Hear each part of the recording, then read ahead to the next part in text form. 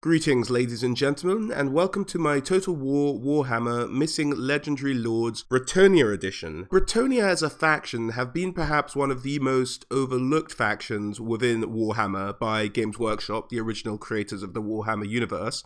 And in fact, for a very long time, the only sort of named characters they've had in their, should we call it, stable of special characters has been the Fey Enchantress, the Green Knight, and Roland Le Marechal, all of which are already appearing in Total War Warhammer, along with Alberic the Bordelot. These guys, I've done mostly videos on them, apart from Roland Le Marechal, but there are other videos out there you guys can check out for lore videos about him. But I wanted to have a look at some of the other legendary lords that Bretonnia had. But to do this, you really have to go back, whereas most of my Missing Legendary Lords videos have been about lords missing from the 8th edition of the game.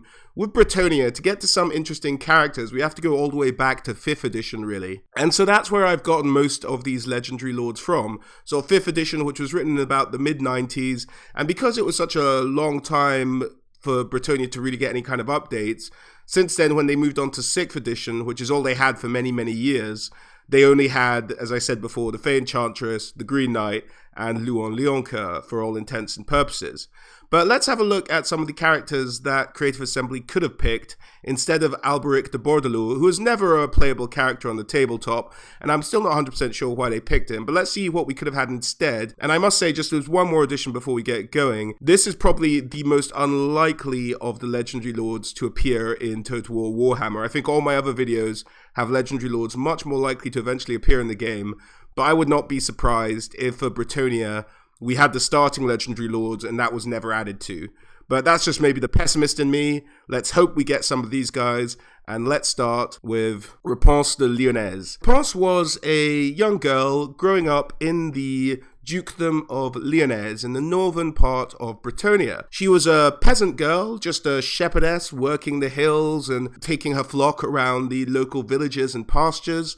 And that was her life. She led a relatively simple and productive life as a peasant of Bretonnia. But then in the year of the imperial calendar, 2007, there was a chaos invasion. So chaos invades Corona from the north and manages to kill the king at the time, Louis the Brave, and proceeds to siege Corone and march southwards to the rest of northern Bretonnia. Eventually the Chaos forces got to Lyonesse and started again burning and pillaging and rampaging around the whole of Lyonesse. They eventually came along Repanse's village in Lyonesse and they started to set the town ablaze, slaughtering everyone they could find.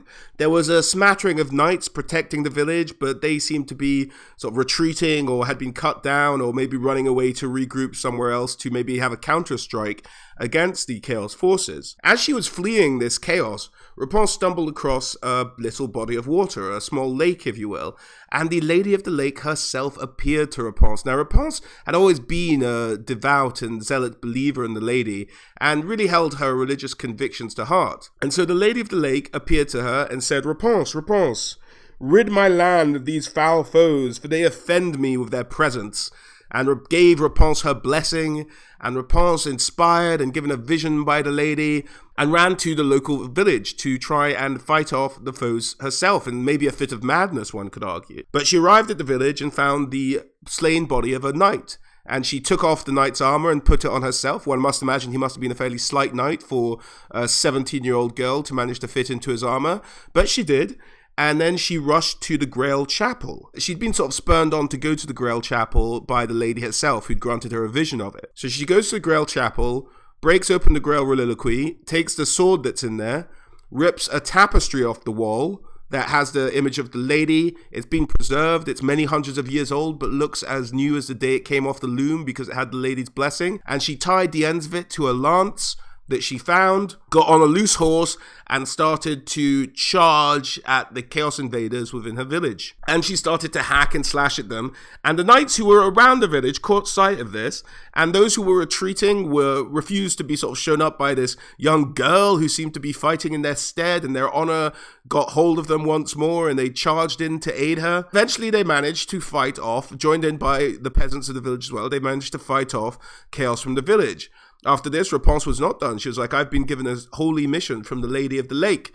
and they charged out of Lyonesse and gathered more and more knights to them who were inspired by Repanse, this young girl inspired by bravery and zealotry and obviously the blessing of the lady, so much so that it seemed to radiate off her in a wonderful glow. So she gathers more and more knights to her, and eventually she's able to ride out of Lyonesse and march to Cologne, the under siege capital of Bretonnia. So they get there, and Cologne is just on the verge of being taken. The last splinters on the main gate are starting to be sort of wrecked away. The ram is sort of pulling back for its last hit against the gate of Cologne for the Chaos Forces to rush in and kill everybody. So the ram is pulling back and is about to swing down for its last strike against the gates of Cologne when a horn is heard over the horizon, and it's Repanse de Lyonesse and the knights of Lyonesse and all the knights she'd managed to gather to her on her march northwards to Cologne to fight off this Chaos Hordes and protect the capital. They charge down the hill in a wonderful lance formation and smash the Chaos Hordes to smithereens. Repanse herself is at the tip of the lance, and she manages to hack and slash her way through the Chaos Hordes until she eventually comes upon the Chaos Lord himself. She rears up her horse, and a gleaming light seems to emanate from around her head in a kind of halo so bright and dazzling that it temporarily blinds the Chaos Lord, at which point Repanse slashes him and decapitates him with a single blow, and the rest of the horde shatters. Repanse then marches out, frees Cologne. As I mentioned, the king of Cologne had been killed, and his son was a little bit too young to really take over all the responsibilities, and that's why he himself couldn't lead an effective counterattack. But he was crowned, and he was known as Louis the Young. And Louis the Young, as a teenager or a toddler or whatever he was at the time, knights Repanse and gives her the dukedom of Lyonesse itself. So she is now the Duchess of Lyonesse. But as I said, this was in the year of the imperial calendar 2007. So it's some 500 years before the start of the Total War Warhammer timeline. But exceptions have been made, and the blessing of the lady has been known to grant long life as well. So there's no real reason why they couldn't get her in the game. You may have already noticed, effectively, Repanse de Lyonesse is Joan of Arc in Bretonnia. That's who she is. But unlike Joan of Arc, they didn't burn her at the stake with gratitude. They instead rewarded her with a dukedom. So it's a bit of a happier ending to Joan of Arc for you there. In terms of her rules on the tabletop, they might be transferred over, and what we could guess maybe some of her abilities would be in Total War Warhammer is she does have this blessing of the lady that grants her this halo of light around her head that seems to be semi-permanent or just appears when she's in trouble. And this essentially grants her fear-causing effects on any of her enemies, because obviously if you had this sort of enlightened angel charging at you, you'd probably be a bit freaked out. So she causes fear. In terms of her gear, she has the Fleur-de-Lis banner, which is essentially the sign for the lady. And what the Fleur-de-Lis banner did on the tabletop was it effectively took away effects of Winds of Magic on a magic user. And this is where she could be a bit interesting as a legendary lord, because essentially all her gear seems to be tipped towards undoing magic or taking down magic users. So you have her banner, the Fleur-de-Lis banner, and that takes away Winds of Magic. So you could have a permanent campaign effect where Winds of Magic for the opposition is brought down by a certain amount, no matter what the battle. That would be an interesting thing to see. And in terms of her sword is the Sword of Lyon. And on the tabletop, it worked like this. The Sword de Lyon, if you're in base-to-base contact with Repanse de Lyonesse, any of your magic items, except for your magic weapons, stopped working. So any magic ward-saved items, any magic armor, that would all cease to function. In terms of Total War Warhammer, I'm not sure how you translate that ability. They might translate it as something like bonus against magic users, or if they did actually manage to put in a rule where of a certain aura, she managed to actually cancel out any magic items. That could be a bit OP, but that would be pretty cool as well. So that's really Repanse de Lyonesse, the Joan of Arc, kind of an anti-magic legendary lord potentially for Bretonnia. And it'd be quite cool to see her in as, I think, the only Duchess in Bretonnia. So yeah, I think she'd be a great little addition to Total War Warhammer. Moving on, we have Baron Odo d'Outremer and Suliman the Saracen. Now, Baron Odo was a Bretonnian knight in the time of the Crusades, when Sultan Jafar had marched into Estalia from his home country of Araby, looking to take over Estalia, Bretonnia, Italia, and possibly the empire after that.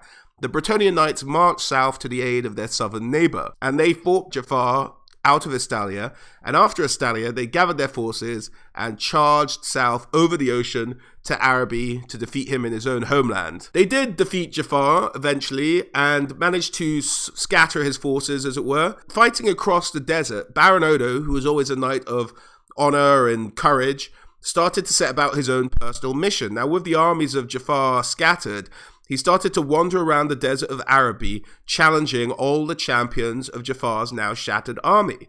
Now, a lot of these champions had sort of scattered to the winds and spread to isolated oases within the desert of Araby, trying to hide out from the Bretonnians. But Odo was keen to root them out and hoped he would be met with courage, but oftentimes these guys didn't even want to fight him and he'd force the issue. So he just went hunting for champions. Eventually, he came across this oasis where Suliman the Saracen was hiding.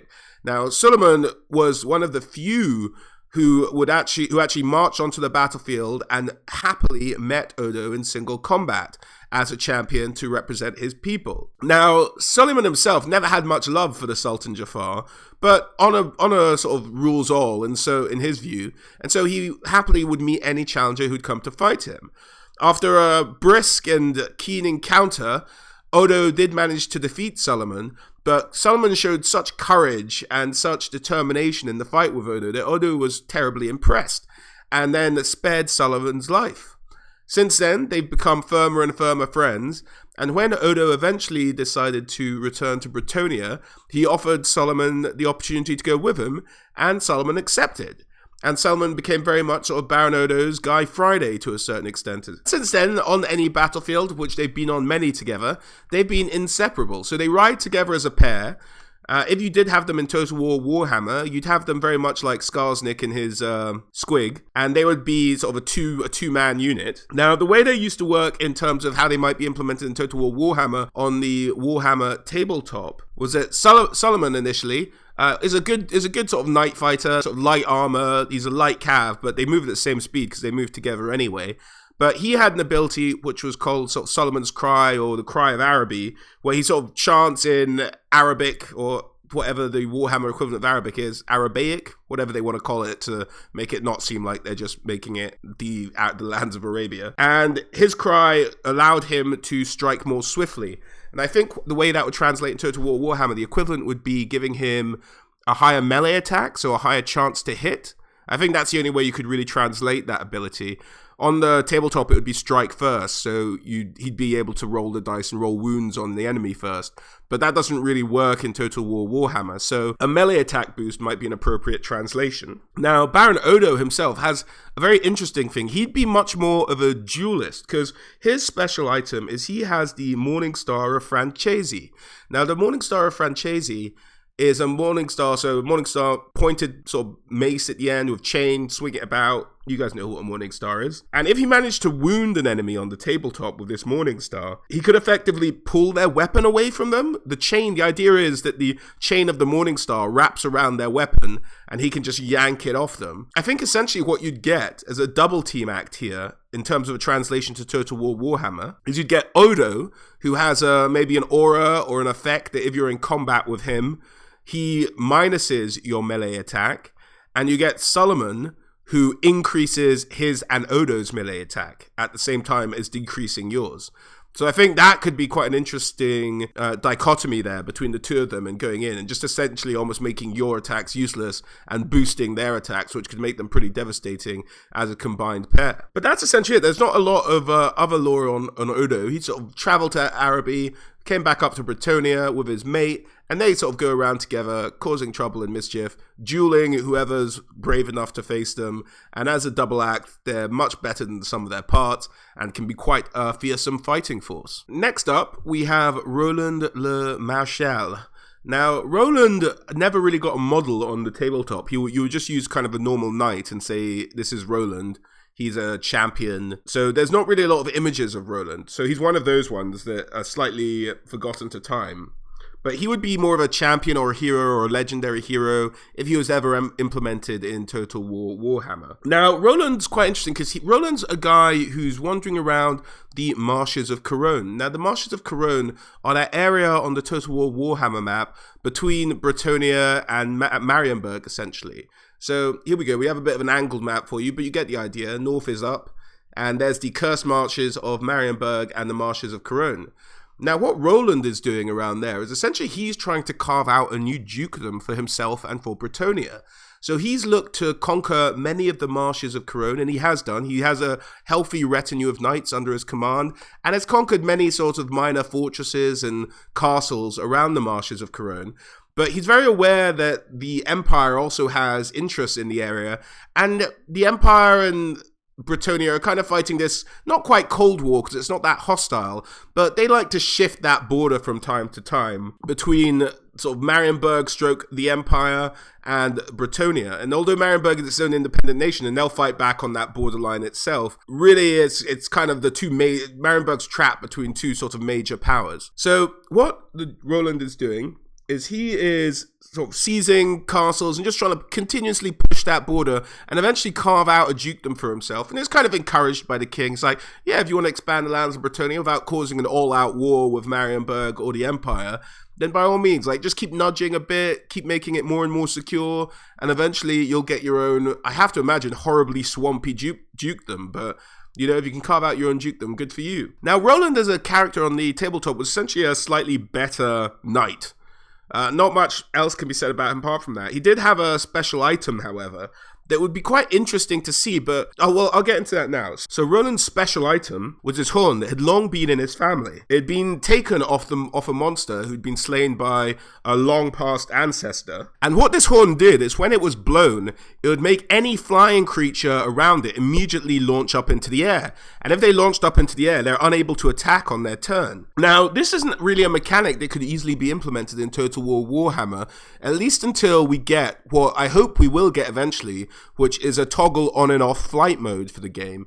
And it'd be quite interesting to see an item that forces you to go into flight mode, particularly for Bretonnia, who could force flying units into the air, where Bretonnia has obviously a lot more air power technically on hand, especially if they add hippogriffs, as we've seen in some of their promotional images. So if they do add an on-off toggle mode for flight, which they need to make it a bit more fair, then you can force your enemy into the air with this item and then ambush him up there with your Pegasus Knights and your Hippogriff Knights and your Lords and what have you. And I think that would be a cool little item implemented once we get a toggle on and-off flight mode for the Total War Warhammer game. But that's Roland, essentially a guy marching around the marshes, trying to conquer, trying to get his own dukedom, but also trying not to cause an all-out war at the same time. Moving on, we have Tancred, Duke de Quenelles. Tancred is an interesting character who I think should have actually been added instead of Ulbric if you needed another starting position, because he starts right next to the Wood Elves, so that would have made it an interesting conflict early doors then, and if you needed a Duke as well, which is why I have to assume they added Ulbric just to have him as a Duke with maybe an alternative starting position.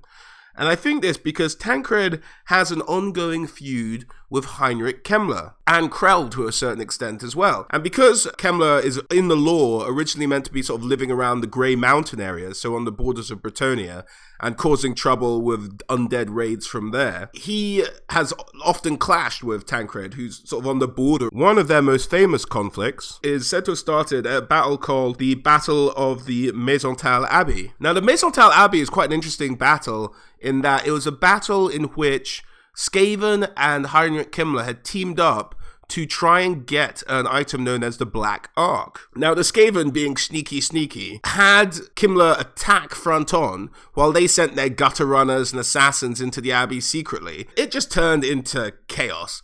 Essentially, Tancred got word that Kemmler was on the loose and started gathering his knights to charge in. And even before he got there, the Skaven and the undead had begun skirmishing amongst each other anyway. He rode in, started slaughtering them all, and to a certain extent won a victory. And this was a very famous victory against two significantly sized armies.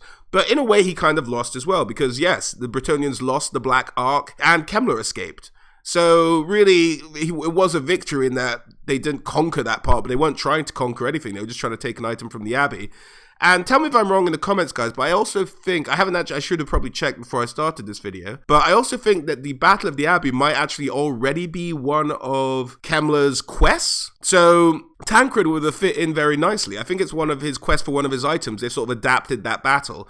But tell me if I'm wrong on that, guys. I can't remember 100%. If you had that battle without Tancred and you added Ulbric instead, that just seems nonsensical. I think Tancred would have been a good addition and will make a great addition later on. Maybe you add him when the Skaven get kicked in and you maybe make one of his Legendary Lord item battles the Battle of Le Maisontal Abbey. I think that could be pretty interesting. Tancred himself is getting on a bit in age, but, you know, he's okay. I think he can easily make a good lord. He's said to have all of his vitality, although being a bit older. It'd be quite nice to see a cool, like, old man, sort of maybe a husky Sean Connery-esque looking mofo as your Lord icon. I think that might look pretty cool. In terms of his items and how he might play in Total War Warhammer, when he decided to make a vow that he would see the end of Kimler, the king was like, okay, good idea. Kimler's a bloody pain in the ass. Let's get him done. Let's get him killed. And gifted Tancred a couple of items to help him on his quest. Now, Tancred would be essentially an undead specialist. That's what he is on the tabletop game.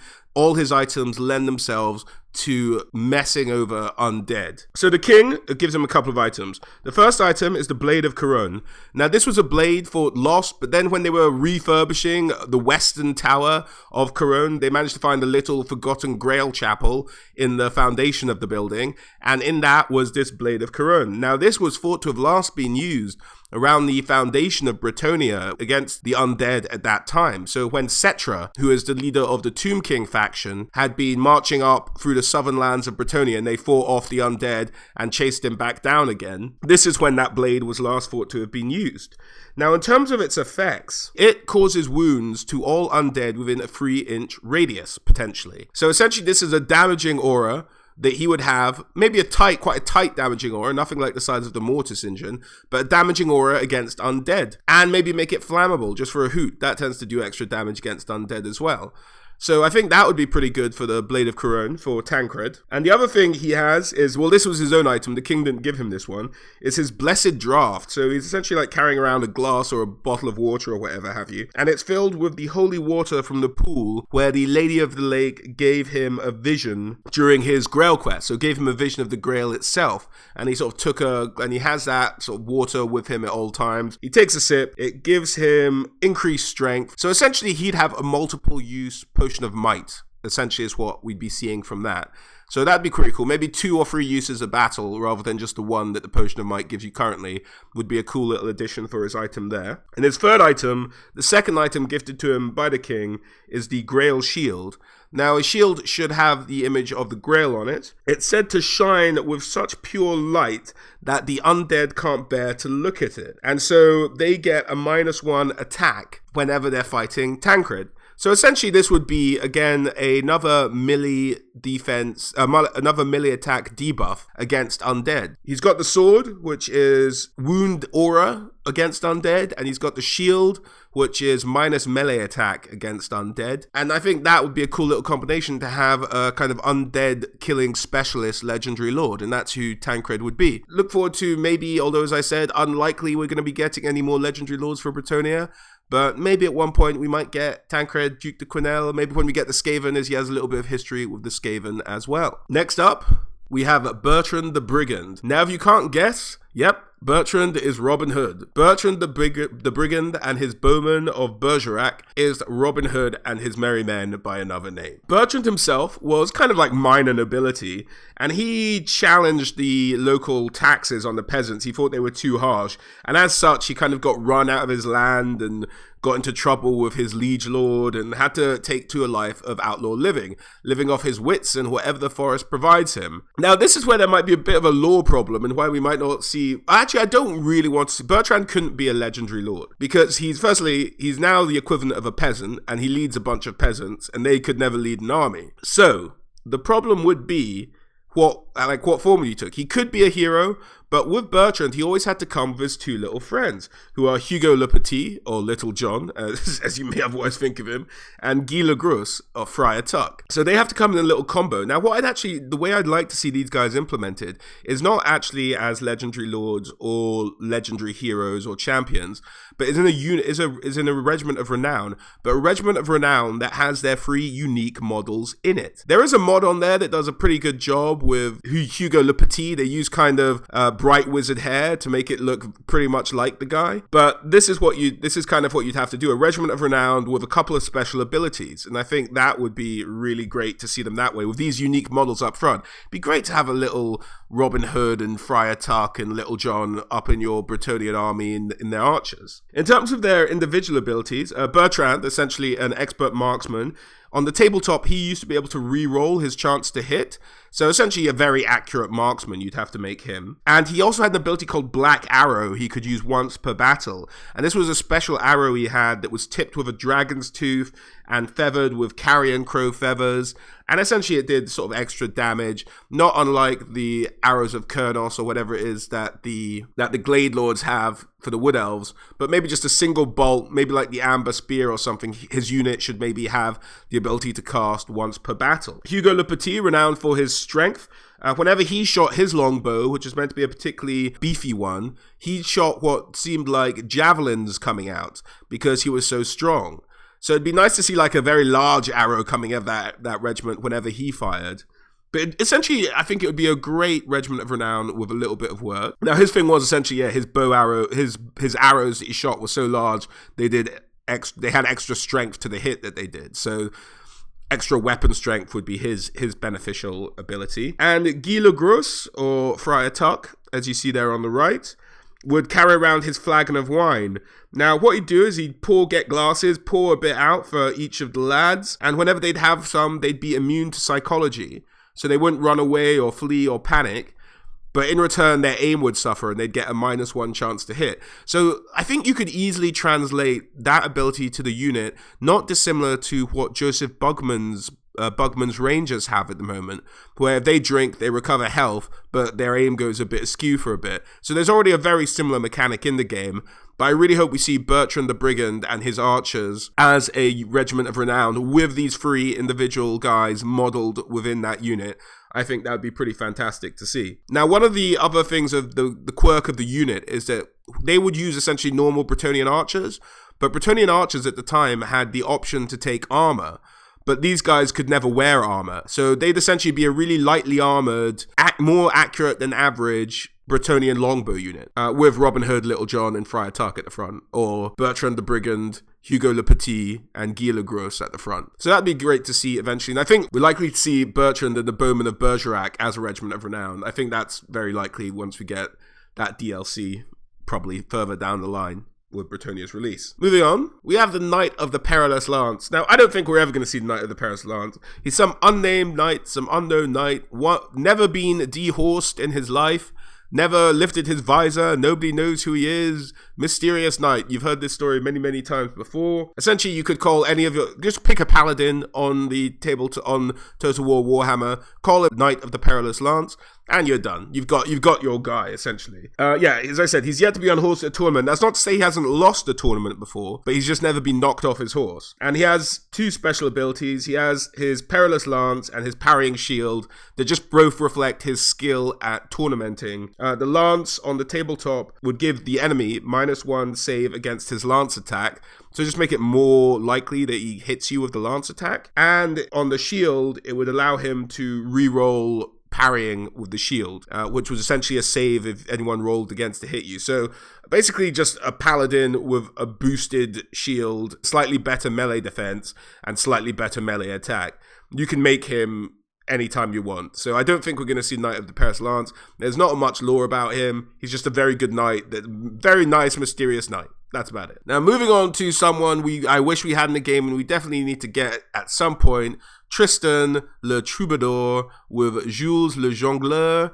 And this is essentially Tristan, who was a knight errant, is now a knight of the realm. Now, Tristan was known for having quite a lovely singing voice. When he went off to do his Grail quest, his buddy, Jules, the jongleur, or the jester, begged to go with him. He was like, oh, come on, Tristan, let's go together. This will be great fun. And so Tristan's like, all right, mate, let's go. And so they've been wandering around on Tristan's Grail quest, stopping off at lords and nobilities' houses, really kind of singing for their supper. So they'd perform and entertain, accept the Lord's hospitality. So Tristan would sing, Le Jongleur would juggle and jump about and do all kinds of silliness. And then they'd all have a big feast and they'd rest there, and then he'd continue on his Grail quest the next day or next week or however long he decided to stick around the area. Now, these two are hilarious for a couple of reasons, and it's really the way they play on the tabletop I want to see translated to Total War Warhammer. And so let's start off with Jules. So Jules and Tristan move together. They move at the same speed. Now you may notice Jules doesn't have a horse. He's just got that weird like wooden horse head thing. Now the law actually states that Jules keeps up with Tristan by somersaulting like a lunatic. So he can somersault and propel himself at the speed of a mounted knight. And I just want to see Creative Assembly animate a jester somersaulting and flipping and roly-polying as quickly as a charging knight on a horse.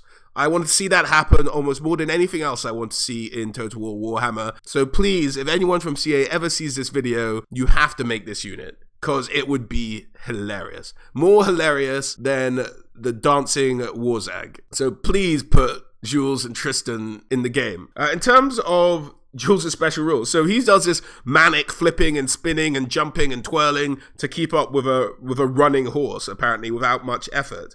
Now, this also makes him very hard to hit with missiles. So you'd only be able to hit him with missiles on a 6 if you rolled that on the tabletop. Now, this was essentially, if that translated to a missile resistance on Total War Warhammer, that'd be great as well. So he should have missile resistance and be able to move as quickly as a horse by flipping and twirling. Let's not forget, flipping and twirling, most important aspect of it. Now, in terms of Tristan, as I said, Tristan's renowned for his singing voice, and his singing brings much heart to the men who serve around him. He has 3 songs that he sings that have different effects on troops in battle. Now, the first one of these songs is called Le Chanson de Bataille, and that is a song that gives the unit that he's in +1 to combat resolution. So essentially it would affect the morale tests of the enemy opposition given in any combat situation. So essentially you could have that song as a negative leadership for any unit you're in combat with, or maybe an aura effect around you as a negative leadership if you pick that mode. And I think it should very much be several different modes you pick, that Tristan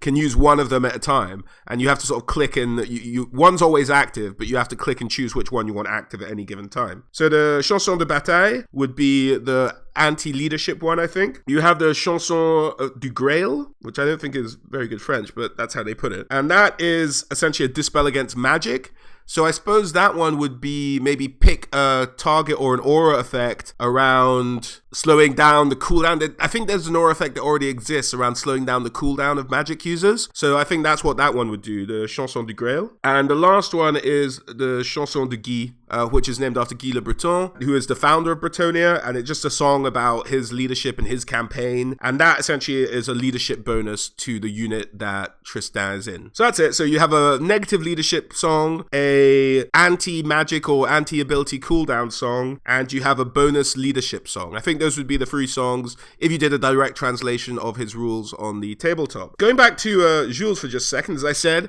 he has his amazing flipping and spinning abilities, which give him missile resistance and make him as fast as a horse. As a point of note, guys, whenever I imagine these two pottering off together, I can't get out of my head the imagery from Monty Python and the Holy Grail of the Tale of Sir Robin, where he's going along with his minstrel. And if you haven't seen it, check out, I'm going to put a link in the top right popping up right now that will take you there. But essentially it's his minstrel going along just singing about the horrible ways in which Sir Robin will die. And that's what I imagine Jules kind of does, like, oh, the tale of brave Sir Robin ran away, bravely ran away. Sorry about the singing, guys. I know I can't sing, but check out that clip. I love Monty Python and Quest for the Holy Grail. And if they put Holy Hand Grenade as a weapon of Bretonnia, that'll just make my day. I will buy every CA game from here on out for the rest of my life, just as a thank you for them doing that, because that would be hilarious. Anyway, I digress. Jules, missile resistance, flippiness, jumpiness, twirliness, and he can also distract enemies of Tristan. So when Tristan's fighting someone, he can sing and jump about and curse at them in many languages. And the effect this has is essentially they lose an attack on the tabletop. So that will just make them less able to attack. So again, another aura effect that Jules might have is negative melee attack on anyone attacking Tristan or anyone within a certain aura. Now, you couldn't do this in Total War Warhammer, but they did have a thing where if Jules died in the tabletop, Tristan would be so overcome with grief that he'd stop singing, so you wouldn't get any of his singing benefits. But because if you did do them, you'd have to do them as a two-man unit, again, like Skarsnik and his squig. Well, actually, it wouldn't be dissimilar to Skarsnik, because I imagine that Jules would pop around like a squig. But like Skarsnik and the squig, they'd probably die at the same time, so that wouldn't really play into it. But that would be an interesting element as well. Much like Forox, the Brass Bull was my favorite for my Beastman Missing Legendary Lords. This is the one I'm hoping for. This is the one I really hope they put in the game. Let me know in the comments if you guys agree or disagree on this one, but I think they would be a great addition. Next up, we have Reynard le Chasseur with Groff and Griff. Now, Reynard doesn't really have a model, so I couldn't really find many images for him either. So the one on the right is a kind of a conversion that does him probably the most justice, but they hadn't painted it. I couldn't find a painted version of it. And the one on the left is just a knight with two dogs, which is probably how you'd usually see him represented on the tabletop. Now, Reynard essentially is a hunter extraordinaire. Rather than taking in a lance to battle, he prefers to take a boar spear. Now, this isn't a throwing spear, but essentially it's it's much broader than the lance head, the spear, and it has a crossbar. So the idea behind the spear and the hunting spear is that he stabs someone and they can't really get away, but he can keep them at bay because it's got a crossguard. So with his hunting spear, essentially he'd be able to rob any enemies of attacks. So say he was fighting a big beast with, say, 5 attacks, he would stab them with the hunting spear, and if he got a wound, he'd roll a dice, and the amount that dice came to was the amount of attacks he took off the enemy. So the idea is that he essentially renders an enemy useless while he's attacking them with a thing. So either you could go two ways of it. You could give him anti-large and a melee attack debuff. You could either go either one of those two routes or both of them. Now, the other elements with Reynard would be his two dogs, Groff and Griff, and they have described as being the most savage and most loyal of hunting hounds in the old world. And they ride around with him. If you do make these guys, they'd be essentially a 3-man unit. Or what we haven't seen in Total War Warhammer that we used to see in Total War Rome and the like, is the idea of unleashing the dogs, and then they're kind of uncontrollable for the rest of the battle, and you just sort of get new dogs afterwards. That might be a possibility with Reynard, just have him unleash the dogs rather than them fighting next to him. Or unleash a unit of dogs rather than necessarily just Groff and Griff. He also goes around with his famed hunting eagle, which is his buddy, just rests on his shoulder or his wrist as he charges along with his spear. And that's really about it for Reynard. And that's kind of the role that Reynard would play, kind of as like a beast hunter, and with his two dogs and his hawk would give him a bit of mobility as well, or in terms of options, in terms of his attack options. Because the hawk would attack, but it wouldn't be like going off on its own and attacking it's not a distance attack with Reynard's hawk, unlike some other hawks that have appeared in the game, like Arlof's hawks for the Wood Elves, which would effectively serve as a ranged attack. Reynard's isn't that well trained and only attacks stuff that's attacking him. So essentially, that's him. He's just a great hunter, wanders around with his two dogs. I don't know how to implement him, and I doubt we're going to see Reynard, but if they do ever implement any kind of dog mechanic, rather than just having the wolves and the dogs run around on their own will, we might have a 3-man unit of him and his two dogs with his hawk helping out when it can. So that's about it for Reynard. Next we have Armand de Aquitaine. Now Armand is a knight of some renown within Bretonnia. He is the youngest knight on record to have become a Grail Knight. He's very much a zealot and lover and worshipper of the Lady of the Lake. And such is his exemplary honor and valor that he has been chosen to be the standard bearer of the Standard of Bretonnia. Battle standard bearers are quite a big issue in the tabletop because they allow you to re-roll morale dice throws and things like that, allow your troops less likely to run away, and brings a whole number of advantages to the player, no systems of which have really been translated over to Total War Warhammer. And much like Ludwig for the Imperial, he's essentially the same kind of role. He carries the banner of the faction. Now, the banner he carries is, in fact, the same banner that Guy Le Breton, the founder of Bretonnia, once cast into the lake for the Lady's blessing. Is the first thing that the Lady of the Lake ever blessed for Bretonnia. So this flag that he carries has been around since the founding of Bretonnia itself. Now, for more on Guy and his campaign and exactly the role this flag played, do check out my Green Knight lore video, just popping up on the top right now. But essentially, this is one of the most important banners, and only the most exceptional, honest, and true of the Knights of Bretonnia are ever picked to carry it. Now, being the exceptional knight that he is, achieving Grail Knight status at such a young age, Armand has been granted this honor. Now, Armand is not the Duke of Aquitaine. He is the Duke's younger brother. So he can very much dedicate himself to the pursuit of protecting the banner, being the banner holder for Bretonnia, and takes great pride in his work. In fact, the banner of Bretonnia is stored in the Grail Chapel of Cologne, and that is in fact where Armand sleeps and spends all his waking hours sleeping on the threshold of that chapel, guarding the banner, ready to be called into action when need be by the lady or by the king himself. Now, the way he was picked to be battle standard bearer was that there was a great tournament in Cologne, and Armand was the one who won it, hands down, and being sort of the youngest Grail Knight there was, he really is just an exceptional fighter and has earned a sterling reputation throughout Bretonnia. And having won this tournament, proven himself, that's why he now carries the standard of Bretonnia. In terms of his abilities on the tabletop and how they might be translated across to Total War Warhammer, I think he'd have to be a legendary hero rather than a legendary lord. He'd be immune to psychology, and the battle standard would essentially give all sorts of morale buffs to any Bretonnian army he was a part of. I think that's really how that would play out. He'd maybe be a paladin with extra morale buffs for the troops and look great. I mean, I think this model of the image here is just a fantastically painted one, and if he could look anything half that decent on Total War Warhammer, he'd be really a fantastic looking character to have. And that about sums it up for Armand. So essentially the best representative of what Bretonnian knighthood has to offer, the battle standard carrier of Bretonnia itself, and one of the most dedicated knights in the kingdom. Jasperre le Beau, Jasper the Handsome, the specialist dragon slayer within Bretonnia. He only rides a Pegasus, doesn't ride a little horsey, because he's got to be in the sky to slay dragons. You're not going to piss about on the ground, are you? That'd be a waste of time. So he flies around on his Pegasus, has earned a reputation as a dragon slayer, most famously slaying the dragon Malgrimus when he had taken the king's own daughter, and he literally saved her from the jaws of the dragon itself and rode off into the sunset. Now, in terms of it being the king's daughter, I don't think this is Louon Leoncoeur's daughter. I think this is maybe Louon's sister and the king's daughter at the time, which would have been a few years ago, which was Louon's father. Her name was Isabeau. So yeah, he rides around on his Pegasus. He's immune to panic because he fights dragons for a living. In terms of his gear, he has the Helm of Dragon, which is said to have been blackened with the soot of all the fire breath it's taken, and that essentially made him immune to breath weapons. And I think in Total War Warhammer, because breath weapons aren't really used in the same way as they are in the tabletop, you get sort of breath weapons that shoot flame and stuff, but not from dragons themselves. So essentially what I reckon that helm would do is make him immune to fire, maybe immune to poison as well, because it's all breath weapons that dragons have, and that's often fire, poison, cold. It depends on the kind of dragon you're dealing with. But yeah, so immune to fire, I think at the very least, is what that helm would do. He also has the Claw of Malgrimus, which is the dragon he famously slew. And that claw has such power and such intimidation to other beasts, because Malgrimus was the king of dragons at the time. It just, by its sheer presence, it intimidates other monsters and other beasts. And this gives beasts a reduction to the amount of their attacks on the tabletop with a roll of the dice. So it could be from 1 to 6 attacks that they'd be reduced to. So essentially he would have bonus versus large. I think you have to give him. You'd have to give him, for that item, the claw, I don't know, like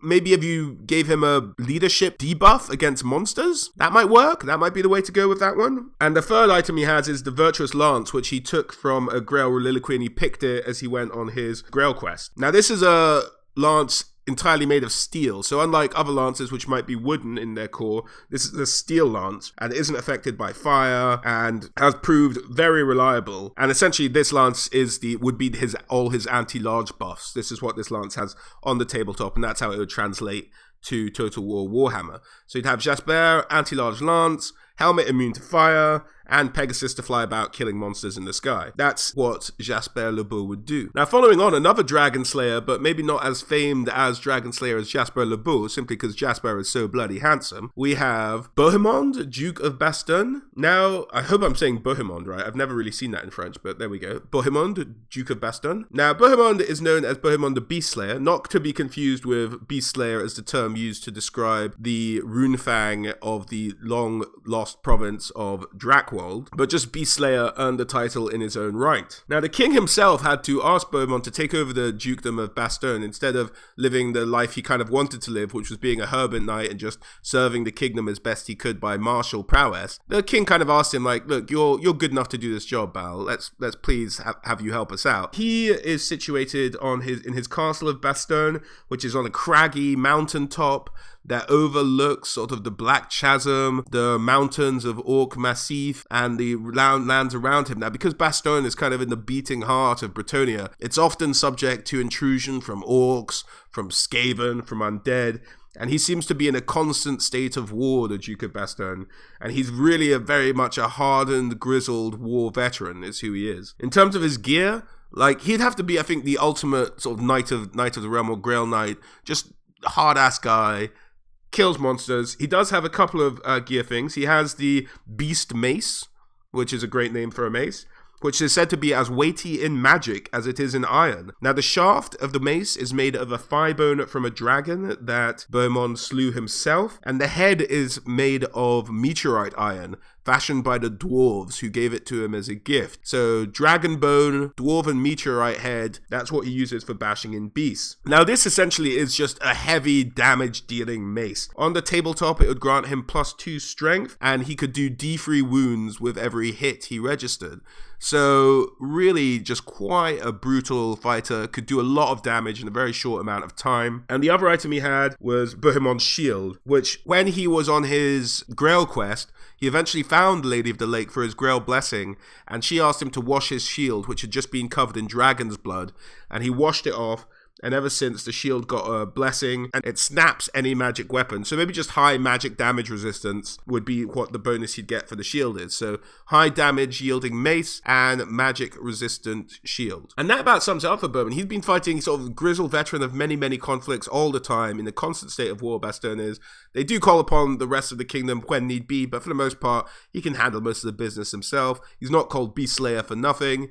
So he's just a bit of the all-round, like, hard-ass of Bretonnia. That's his role in the kingdom. And that about sums it up for our Legendary Lords Bretonnian edition.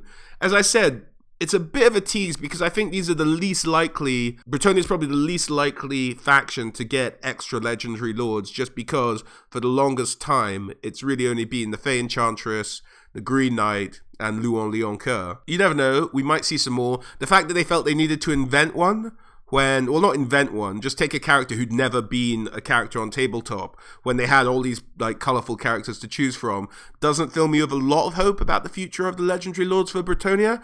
But you know what? If enough people see this video, spread the word, maybe we can get some more of these Legendary Lords from the much older editions of the game put in, and make Bretonnia a really fascinating faction again. Thanks very much for watching, guys. I'll pop up a couple of videos you may be interested in. But yeah, that sums it up for my Total War Warhammer Missing Legendary Lords Bretonnia edition. Hope you enjoyed it. Do subscribe for more of this, more Total War Warhammer gameplay, more other gameplay from other strategy games and RPGs that I'm doing on the channel. And hopefully you'll stick with me for a bit and I can sort of go through a few more bits and pieces of the lore of Total Warhammer, and you can join me for a couple of other stories of some other great games. Thanks very much for watching. Please do drop a like if you enjoyed it. Do subscribe, and I hope to see you again. Thanks again.